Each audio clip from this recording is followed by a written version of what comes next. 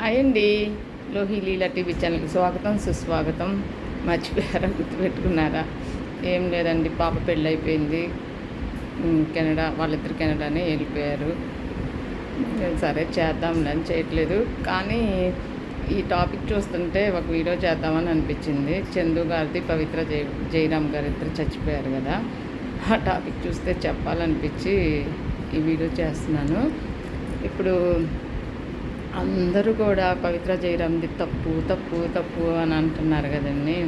కరెక్టే, ఇద్దరిది తప్పు ఉంది. కానీ ఒక్కళ్ళనే ఎలా అంటారు? ఇప్పుడు పవిత్ర జయరామ్ గారిని ఎలా అంటారు? సరే, పవిత్ర జయరామ్ గారికి పెళ్ళయింది, పిల్లలున్నారు, డైవర్స్ అవ్వలేదు. చందు గారికి కూడా పెళ్ళయింది, పిల్లలున్నారు. సరే, పరిచయం అయిన తర్వాత డైవర్స్‌కి ఒత్తిడి చేసి ఉంటారు, గొడవలు అయ్యి ఉంటాయి, సరేనండి.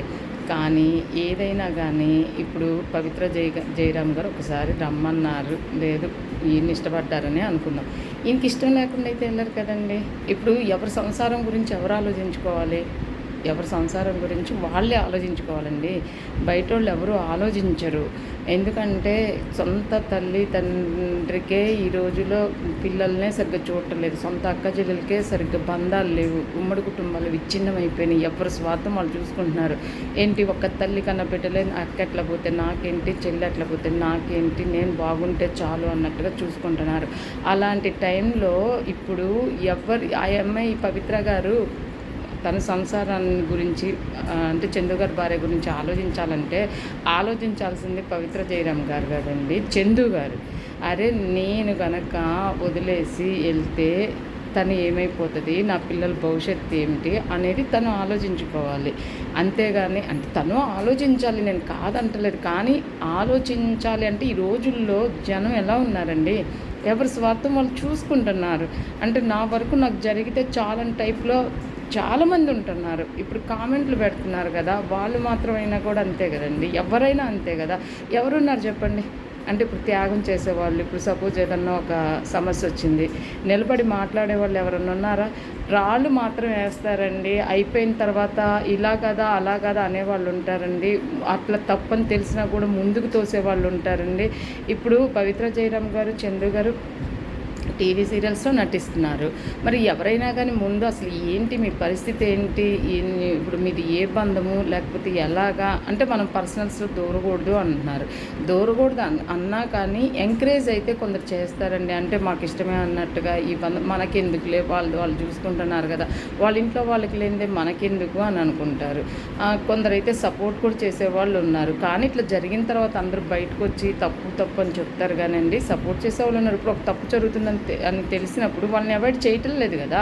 అలాంటప్పుడు వాళ్ళకి ఏమనిపిస్తుంది, మనదేముందిలే, ఊరినే ఏదో చేసుకో, అందరు మనం సపోర్ట్ చేసే వాళ్ళు మనం ఉన్నారు కదా, మనది తప్పు కాకపోవచ్చులే అని అనిపించవచ్చు కదా. ఏదన్నా జరిగితే ముందు ఆడదాన్ని ఎందుకు అంటారండి, మగోడు తప్పు ఎందుకు లేదు? మగవాడు ఆడది ఇద్దరిది తప్పు ఉంటుంది, కానీ ఒక ఆడదాన్నే బ్లేమ్ చేసి ఆమె ఇట్లా ఒక 4-5 తిరిగింది అట్లా ఇట్లా అని అంటే, ఏమండి అవి తిరిగినాయో లేవో, ఇప్పుడు కొన్ని గాలి మాటలు వస్తాయి. అసలు ఎంత నిప్పులాగున్నా కానీ బాగున్నప్పుడు నెత్తిన నూనె గుడ్డగాలు చేస్తారు, అంటే అట్లా పుకార్లు పుట్టిస్తారు, ఎన్నో జరుగుతాయి. ఇప్పుడు తనైనా కూడా ఒకప్పుడు కష్టపడే పైకి వచ్చింది కదా, అలా చెయ్యాలనుకుంటే ఎప్పుడో పైకి వచ్చేవాళ్ళు కదా. ఏమో ఇది ఇక ఒక్కొక్క వీక్నెస్ టైంలో జరిగే సిచ్యువేషన్లో అలా నిర్ణయాలు తీసుకుంటాయండి. ఆ నిర్ణయాలు తీసుకోవటమైనా అప్పుడు చందు గారు ఏం చేయాలంటే, నాకు తెలిసినంత వరకు 2 ఫ్యామిలీస్ని, ఇప్పుడు సపోజ్ తనతో బంధం బాగా ఏర్పడింది అనుకోండి, దీన్ని కూర్చోబెట్టి ఇట్లాగా తనతో నాకు బంధం ఏర్పడింది, మరి నేను తన్ని వదలలేకపోతున్నాను, అట్లా అని నిన్ను వదలను, నిన్ను పిల్లల్ని బాగా చూసుకుంటాను అని చూసినట్టయితే బాగుండేది. అలా అప్పుడు తను ఏమనుకుంటుందంటే, ఏమోలే ఒకవేళ తను వదలలేక వెళ్తున్నాడు, ఇంక నన్ను చూసుకుంటున్నాడు కదా, నా పిల్లల్ని సరిగ్గా చూసుకుంటున్నాడు కదా, నాకెందుకులే అని అనుకుంటుంది. అటు పవిత్ర జయరామ్ గారు కూడా అంటే అంటున్నారు నా మొగుడు నాకు అని చెప్పి శిల్పా గారితో ఫోన్ చేసి అన్నట్టుగా. అలా అంటమైతే తప్పే. ఎందుకంటే ఇప్పుడు ఒక్కళ్ళది ఇప్పుడు డైవర్స్ అయిన తర్వాత ఎవరిష్టం వాళ్ళది. అవ్వకముందు నా మొగుడు నేను వదలను అనటానికి రైట్స్ ఎవరికి లేవు కదండి. అదైతే తప్పే.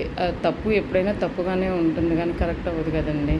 కాకపోతే ఏంటంటే ప్రతి ఒక్కళ్ళు ఏదన్నా జరిగితే ఒక ఆడదాన్నే ఫైండ్ అవుట్ చేసి ఆడదాన్నే అనటంలో మాత్రం చాలా తప్పు ఉంటుంది. ఇప్పుడు ఇప్పుడు ఒక పేపర్లోనో ఎక్కడో నేను విన్నానండి. నాగేశ్వరరావు గారి దగ్గరికి ఒక ఆవిడ, అంటే సినీ యాక్టర్ నాగేశ్వరరావు గారి దగ్గరికి ఒక ఆవిడ వచ్చి, ఏమండి మీరంటే నాకు ఇష్టం అంటే, లేదమ్మా ఇలాంటివన్నీ సినిమాల్లో కూర్చున్నది నీకు అట్రాక్షను, ఇది జీవితం అని చెప్పి పంపించారని చెప్పి ఒకటి చదివాము. మరి అలాంటప్పుడు మరి ఒకవేళ చందు గారే ఒకవేళ తన మీద ఉద్దేశం లేకపోతే, ఒకవేళ తను ఇష్టపడినా కానీ, లేదమ్మా నాకు భార్య పిల్లలు మా అమ్మ మా నాన్న నాకంటూ ఒక లైఫ్ ఉంది, నేను చేయలేను అని చెప్పి, నేను రాలేను, నీ ఇష్టాన్ని నేను అనుమతించలేనని చెప్పి చెప్పచ్చుగా.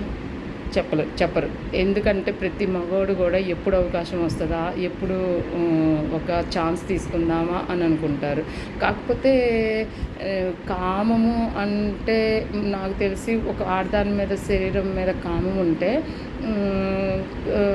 కలిసిన తర్వాత కామం తీరిపోతుందండి. అంత ప్రేమ ఉండదు. మరి చచ్చిపోయేంత ప్రేమ అంటే అతను ఏమనుకున్నాడంటే ఎలా ఫేస్ చేయాలి, నిజంగానే లోకాన్ని ఎలా ఫేస్ చేయాలి. ఇప్పుడు సపోజు తను చచ్చిపోయిన తర్వాత ఈయన బతుకున్నారు అనుకుందాం, శిల్పా గారి దగ్గరికే వెళ్ళారు అనుకుందాం. వెళ్ళినప్పుడు ఏమవుతుందంటే కొన్ని రోజులు బాగానే ఉంటుంది. తర్వాత తను చచ్చిపోయింది, తన పాపం పండింది, నువ్వు అట్లాగే చేసావు, నీకు ఇట్లాగే అయిందనే మాటలు కంపల్సరీ భార్యాభర్తల మధ్య తెలుగుతాయండి. అంత తేలికేం కాదు. అంటే అనకుండా ఉండటం అనేది చాలా తక్కువ. ఎందుకంటే అది మానవ నైజం. ఏదైనా కోపం వచ్చినా, లేకపోతే ఏదైనా సిచ్యువేషన్ అనుకుంది జరిగినా, లేకపోతే ఏదన్నా అయినా కానీ గబుక్కుని అదే మాట వస్తుంది. అందుకనే తను భయపడి ఉండొచ్చు. ఎందుకంటే తను ఎట్లాగూ తనతో ఒక బంధంలో ఇమిడిపోయాడు కాబట్టి ఆ బంధాన్ని కాదనుకొని మళ్ళీ ఇటు వచ్చి అదిగాక తిని ఇబ్బంది పెట్టాడని కూడా చెప్తుంది కదా. అందుకని చెప్పి అవన్నీ గుర్తొచ్చి ఉంటాయండి.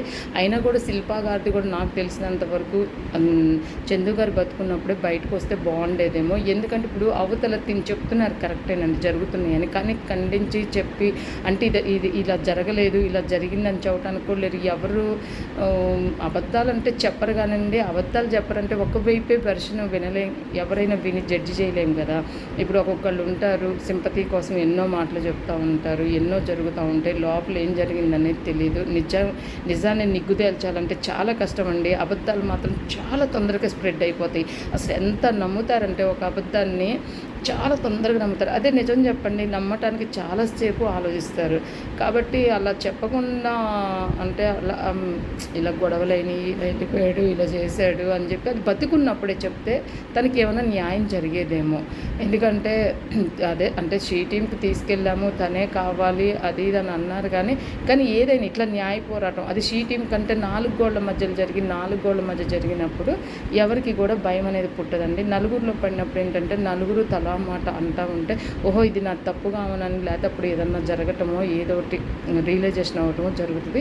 ఇదే పద్ధతి కనుక తను బతికున్నప్పుడు కనుక జరిగి ఉంటే ఒకవేళ తను ఏమన్నా మరి అప్పుడు ఏమి నిర్ణయం జరిగేదో అంటే ఏం చేసేవాడు మరి. ఒకవేళ పెద్ద మనుషులు కూర్చోబెట్టి గొడవ చేసి ఇట్లాగే మీడియాకి ఎక్కి ఇలా చేస్తున్నాడు నిజంగా ఎవరికి కూడా తనకి భార్య పిల్లలు ఉన్నారని ఏయైనా వీడియోస్ అని ఇప్పుడు చచ్చిపోయిన తర్వాత బయటకు వస్తున్నాయి. కానీ ఎవరికి కూడా అంత తెలియదు. తను అసలు పవిత్ర జయరామ్ గారు చందు గారైనా చచ్చిపోవటం గురించి సీరియల్స్ చూసేవాళ్ళకి 390 సీరియల్ చూసేవాళ్ళకి అర్థమవుతుందేమో కానీ గబుక్కునైతే అర్థం కాదండి. కానీ నాకు తెలిసినంతవరకు అయితే ఇంతేనండి. ఇప్పుడు ఏ తప్పు జరిగినా 2 వైపుల నుంచి ఉంటుంది. కానీ ప్రతి దానికి ఆడదాన్నే ఫైండ్ అవుట్ చేసి ఆడదాని తప్పు అది అట్లా అంతమందితో తిరిగింది, ఎంతమంది తిరిగిందంటే తనకు ఒక మనసు ఉంటుందండి. ఇప్పుడు తన సిచ్యువేషన్ ఏంటో మనకి తెలియదు. తను ఏ పరిస్థితులు అలా చేసినా తనకు తెలియదు. ఏ ఆడది కూడా తొందరపడి రాంగ్ స్టెప్ వేయాలనుకోదు. ఒక్కొక్కటి అంటే కొందరు అట్లా నిర్ణయం తీసుకునే వాళ్ళు ఉంటారు. అంటే కుటుంబం కోసం చెడిపోయినా పర్వాలేదు అనుకుంటారు. కొందరు రాజీ పడరు, కానీ రాజీ పడే పరిస్థితులు కొందరు చుట్టుపక్కల నుంచి తీసుకొస్తారు.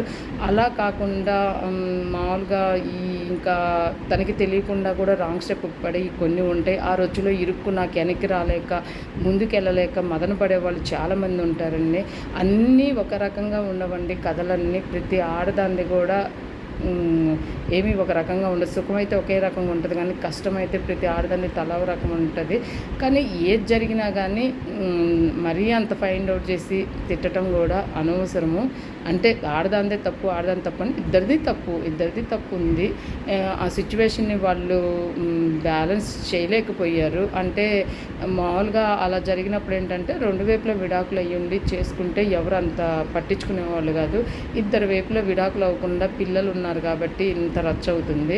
నాకు మనసులో ఈ మాట అనిపించిందండి, చెప్పాలని చెప్పి వీడియో చేశానండి. నచ్చితే లైక్ చేయండి, షేర్ చేయండి.